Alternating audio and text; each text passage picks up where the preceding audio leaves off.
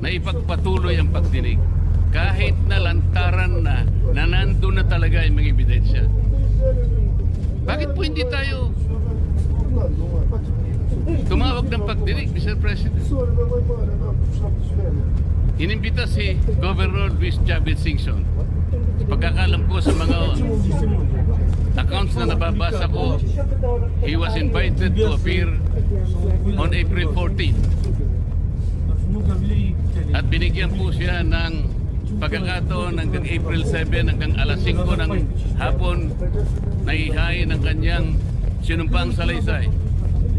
Hanggang alas 5 ng hapon, Mr. President. Ngunit 9:15 ng umaga, ipinaabot sa bahay ng dating gobernador na kinakansela na po ang nasabing pagdinig. At